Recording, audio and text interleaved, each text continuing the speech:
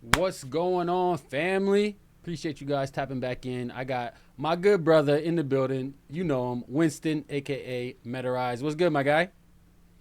Oh man, all good. Good to be back in the building with you.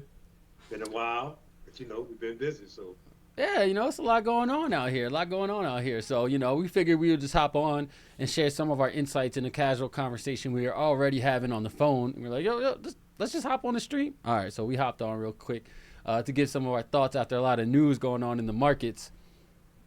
I don't know. Obviously we got the big news, the SEC coming through, heavy-handed, laying down the smackdown on a lot of these tokens that are down astronomically. Um, I think we got a list here. Pull up here. So we got SEC has now declared 55 crypto tokens as securities. I'll just name off some of the big ones. We got XRP, Telegram's Gram, TON. Who else? We got Dash, Algorand. What else we got here? I've never even heard of some of these. So we got Tron, Terra, Luna, Mirror Protocol, and then there's 13 assets under Mirror Protocol and Ethereum Max, which is probably a good thing. Upset because they named Mango Markets, dog. I used to allegedly used to get down on Mango Markets, man. Solana, that was kind of cracking over there. But yeah, and then I think Polygon was named one as well. Was it? yep, yep, Matic, Solana. Matic, So Solana, Cardano, Cosmos, the Sandbox, Decentraland, Axie Infinity, Chiliz, Flow, ICP, Near, Voyager, Nexo, and oh wow, FTX token. Cool, awesome. Appreciate you guys for that. So yeah, man, what are your thoughts on the market right now? I guess for anybody watching this on the playback, this is being recorded on the 14th of June, and so the traditional markets recently closed. We had the FOMC meeting where they decided to pause rate hikes, and so let's just take a minute to kind of take all that in, and how are we feeling? What are we thinking? What are we seeing out there right now? man, it's nuts because I remember in late February and early March, there was a lot of talks about the speculation of Choke Point 2.0 and if it's a real thing or not. And I guess there's still some arguments to say, well, is this really a coordinated attack or not, or if this is planned out, or if this is all coincidental. But fast forward a few months later, and here we are, and it's just like, well, I don't know. It's kind of hard to say that this is not what's going on, but yeah, man, you look at some of the names, like you were saying, some of them is like, okay, appreciate y'all going after some of these projects, but when you look at a Matic, for example, or Solana that has so many entrenched partnerships with household names, it's just like, okay, well, what is the end goal here? So I don't know, man. If it's just a matter of, okay, let's go ahead and get them labeled as commodities, securities, whatever it is, and we can move on, then let's go ahead and get to the business and let's do that. But right now, it's causing so much uncertainty to where both retail and institutions is just like sell, delist. Right, like they ain't even got time for it right now. Ain't no one trying to deal with all this going on. And if we pull up really quick, I guess we can pull up and see, what is where's Bitcoin at right now? So we got Bitcoin sitting. Oh, my hair is in the way. Let me slide this down. Bitcoin at 485 billion, right? And so when you think about it, as it was up so much, it was kind of heavy handed. It seems like people are just kind of starting to hang up the ties, right? They're done with it. They're like, all right, we've been beaten, we've been battered, we've been kind of down only since November of 2021, kind of throwing in the towel. I don't know. Has that been the effect that you've been feeling, or it seems like that's been the effect in the market, especially when I look on crypto Twitter. Yeah, man. I think people are kind of exhausted, and it's like, man, it's been a slow, long bleed to this point, and then you have stuff on the horizon. So like this is an event. We can call it a Black Swan event or not, but then you still have like the Mount Gox Bitcoin that's still supposed to hit the market, and then the government, U.S. government, is supposed to sell, auction off some more Bitcoin too. So we're just like, man, there's still all this overhang that's coming, and if some of these things indeed are found to be securities, it's just like, dang, that's just it's just so much out here. So it's like, what's the catalyst to say that it's supposed to go the other way? It's kind of hard to really see what's out there right now. Yeah, it's difficult because there's not too many like things to turn that tide, right? Like we have the Bitcoin halving coming up, which has obviously always been seen traditionally as a bullish event, but outside of that, I'm not too sure like what's going on. Excuse me, birthday. Outside of that, I'm not too really sure what's going on. And then obviously, the SEC came down heavy as well, specifically on Binance and Coinbase. And they have a suit going on right now. I know Binance, I believe, was down. It's down in the past week, 8.5%. But I think since over the past 3 weeks or so, it's down, significantly more, closer to 30%. I know it was trading around like 350, 320 just a few weeks ago. And so I'm really interested to kind of see what happens in the Binance fallout. There's been a lot of speculation that CZ has been dumping some of his Bitcoin bags to backstop the BNB price, and I who can really call it? I'm not really sure. So we'll have to kind of see how Mm. that plays out as well. Yeah, yeah, I know, man, and it's hard to say now. He came out and said that no, we never sold this, and we still holding our FTT tokens for whatever that's worth. But it's just like, man, so for those of us that are crypto native, we have this thing where it's just like, not you, CZ. Like if Binance blows up, dude, you talking about it would be like the equivalent of JP Morgan just being found out to be a big fraudulent bank all these years, and if it goes kaput, man, that's going to be a super blow to the space. Yeah, I But mean, obviously, Binance obviously isn't as big as JP Morgan, but the impact that would have to the crypto space, I could definitely, I see the comparison there. It's a great comparison because the impact that would have if Binance blows up, you know, one of the longest running exchanges, I, when 2017 for Binance, so I mean, maybe not one of the yeah, longest, but definitely one of the most well known. Obviously, one of the most used, has the most liquidity from international markets. So I don't know. mhm. I mean, we really gonna have to find out how that plays out. But all right, let's get into some other news headlines, man. Like I said, you're again just kicking it with Butt Wood Jim. I got Metarize. We're gonna go through some of the things that we were seeing. Like we said, we talked about this Binance lawsuit really quick. Um, and then so the SEC commissioner Pierce publicly rebukes her agency Gensler on crypto regulation. So what's up? We getting Gensler fired? Like, is he gone? Is he not? I mean, how could you not trust someone that that is bringing us into the forefront like this? This person is here to fight for us. Yeah, yeah. So it looks like we got our house divided. And it goes to show just how big an organization could be when you have such big heads of the organization that disagree on something as important as this. I mean, this like where we go from here kind of determines where the U.S. is going to be as far as either leading or trailing in the crypto space. But yeah, man, this has been going on for a while. Hester Pierce, she favors a lot of crypto and a lot of crypto innovation.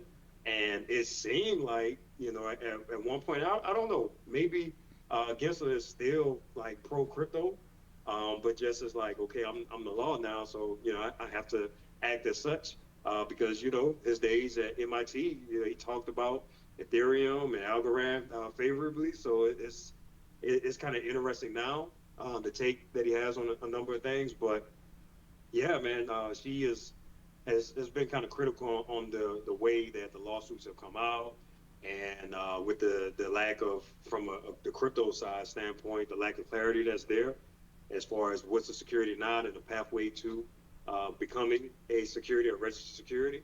Is right now is really unclear, and even when certain questions have been posed to, okay, well, is this a security? Is this not a security? It's been kind of hazy in the past. So I don't know, man. We'll see. As far as if Gensler is going to get fired or not, man. This act has been proposed, but it takes a long process to get something like that passed, and has to go through the House and the Senate, and the president has to sign. I just don't see it happening. But who knows? I've seen stranger things. Right, and I don't know too much about Miss Pierce, honestly. I didn't know much before you sent me this article, honestly. But I do gotta shout her out because she, like I said, she's standing in, she's fighting for us. And you had kind of obviously Gary Gensler is trying to regulate through enforcement. It's kind of been like a key phrase that has been used. And you see right here, whether one agrees with the analysis or not, a more fundamental question is whether SEC registration would have been possible in regards to the situation with Kraken. In the current climate, crypto related offerings are not making it through the SEC registration pipeline.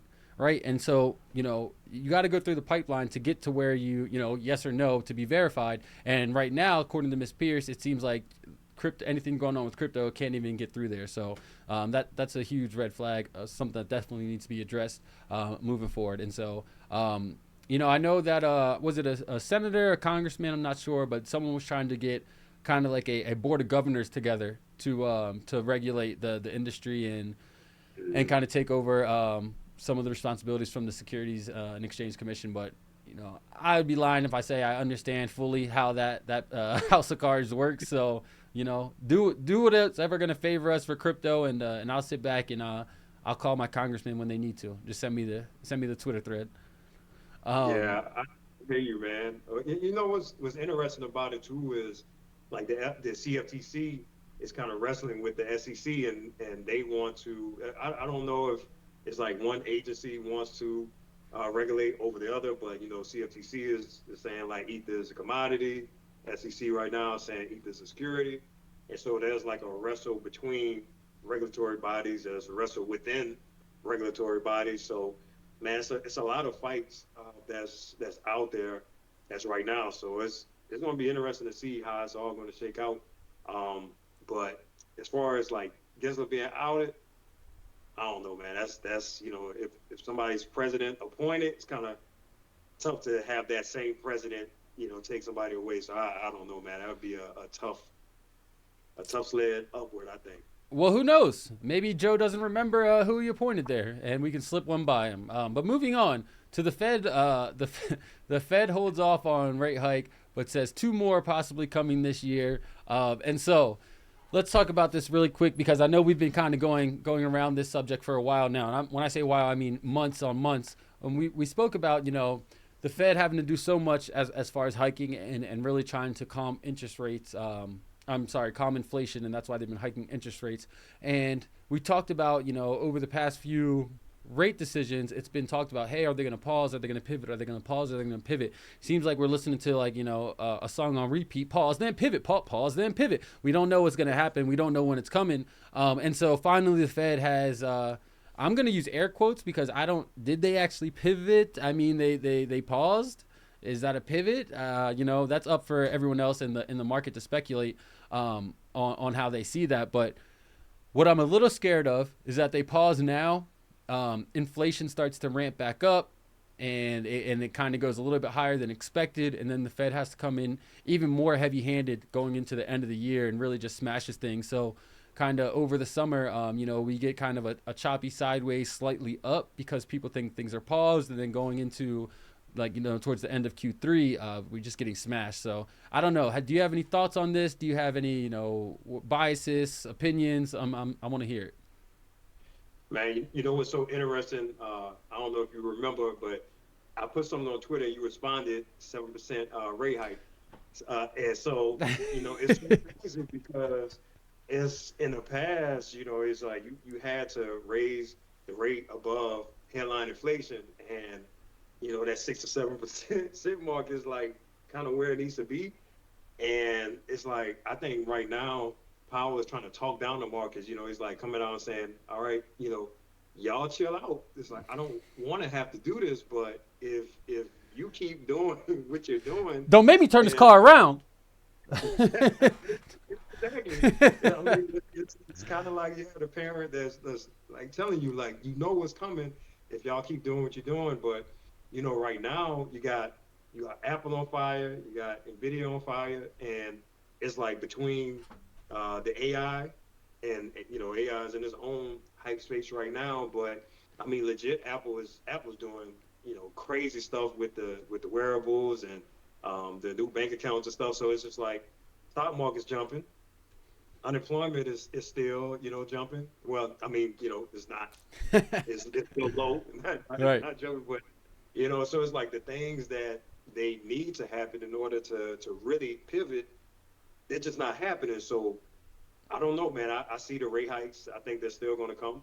Um, that's just that's just where I see it. I can't really see it any other way unless something totally nuts happens to slow the market down. It won't stop. I mean, I'm right there with you. I'm nervous. I don't know. I don't know. I've been kind of been in not doomer mode, but I've definitely been looking towards more the downside over the past 6 months of 2023. I've definitely been looking towards the downside, and the market's been up mostly. So it's one of those things where as soon as you want to switch bullish, is that bear case that you've been thinking about is finally going to play out. So sticking to my guns. The overall macro conditions still don't look great, and so I'm still kind of like I'm not fully sold. But I do think that now through the end of the year, I think is a good time to maybe start DCAing, especially Bitcoin specifically. Bitcoin at 25K. I think I know we just had it pulled up, but when I pull it back up really quick, yeah, the price of Bitcoin is currently 25K. I don't think that's a terrible value. Even at 50% off, brings it down to 12 and a half thousand. Like I would be buying like crazy if Bitcoin is at 12 and a half thousand. So at 25, I don't think it's a terrible spot to start DCAing, but also I'm not rich, so don't listen to me. Um, I know a few other things that we saw. EU's new crypto law, how is that MiCA can make Europe a digital asset hub. And you were talking to me a little bit about this, but I hadn't fully wrapped my head around it or had time to sit with it yet. So could you touch on this for me? Yeah, man. So it seems like kind of the opposite is going on in Europe than what's going on here. So, they basically laid out. So over the next 18 months, they basically have laid out to say, okay, if you want to come in and register, this is how you do it. And if you're a project that wants to be a security, this is how you do it. And so, this is the stuff that has been proposed here where it's just like, all right, you know, we know, okay, we have an idea of what a security is, but tell us what to do. And it's just so hazy here to where it's just like it's almost impossible, it seems like. But yeah, Europe is going ahead and saying, all right, this is what a commodity is, this is what a security is, and here are the clear regulations. And they even laid it out with stable coins to say, okay, you want to have a stable coin in the Eurozone, then this is how many reserves you have to have, this is what you need to back it with. And so they basically spelled it out. And this is one of the things where it's just like, okay, there was a point to kind of go back in history a little bit when certain derivatives and certain kind of options and things made London a financial hub back in the day, and then the U.S. caught up and kind of recaptured it again with in Manhattan. And it's just like, man, do we have to repeat that again for Europe to become another hub again for crypto? And then we play catch up again because of whatever the motivation is. So I would hate to see this happen, and for people and or projects out of Silicon Valley to say, you know what, the dollar is not that bad to the euro anymore. They're more friendly, crypto friendly out there. Let's up and move until we figure out what's going on in the states. I mean, yeah, that's like what we're all kind of concerned about, right? The fact that innovation might be moving offshore, and it's like what is going on? Like why can't we have this same type of innovation stay here within our domestic borders, so that way we can all reap the rewards of it. We all know that technology has been pushing us forward over the past 25, 20. I mean, obviously longer, but since I've been alive over the past 25 years, going from AIM, AOL to now sending decentralized transactions to friends of JPEG cartoon pictures. It's pretty ridiculous, right? And so I don't know. It's an uphill battle that we're fighting, but what can you do? You just got to stay in the game. Got to stay in the game. And it makes me wonder too if some of the regulators, if they truly understand or they have people on their teams that understand what's going on. Because it's like, yeah, you can choke off the on and off ramps to crypto here in the States, but that doesn't kill the project. It's like you can try to choke off everything off Solana, for example, but it's the blockchain. So it's just like well, people are just going to go to whatever they need to go, or they're going to use three letters to do what they need to do. And I'm just like, man, what is what's the end game? What's the goal? And it's above my pay grade, and I don't have all the information, but I'm just like, man, it doesn't seem like it's a thing that we need to be doing here. You couldn't have said it better, my brother. You couldn't have said it better. All right. Well, that was a quick clip. We ran through a few different topics, a few different headlines. We're going to call it a day. But now that we got this new format, we're going to be dropping it on Twitter more often. These regular updates, go ahead and hit that pop out. I should have said this at the beginning. Damn. All right. So from now on, hit the pop out. Go ahead and listen to the audio. Keep scrolling, doom scrolling on Twitter. We appreciate y'all checking in. Any final words, Winston?